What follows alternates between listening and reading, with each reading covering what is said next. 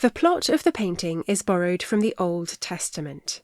It depicts a moment from the biblical flood when Noah, a devout man, with his family, gather the pairs of animals and birds to embark on the ship that Jehovah saves from its destruction.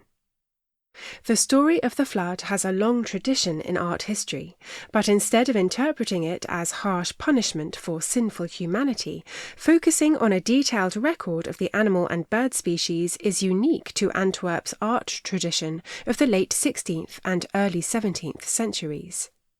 On the one hand, the iconography of the painting reflects a phenomenon characteristic of the age of discovery, an encyclopaedic interest in describing the species' richness of nature.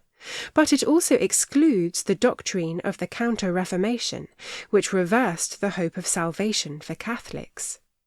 Encyclopaedic collections of natural phenomena and curiosities were relatively widespread in Antwerp in the first half of the 17th century, and such landscapes were highly valued by collectors and scholars.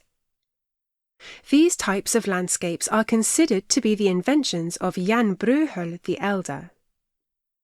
This painting was painted by Lambert de Hondt the Elder from Mechelen in the 1650s.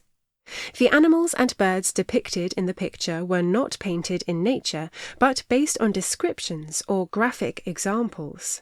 For example, the rhino on the right side of the painting also has a horn on the back of its neck. This idea of a large foreign animal was spread by an engraving by Albrecht Dürer, completed in 1515. The lion with the long mane near a rhino does not seem real either. In addition to zoological specimens, there is also a mythical animal in the middle of the picture, i.e., a unicorn, which is a symbol of the resurrected Christ in Christian iconography.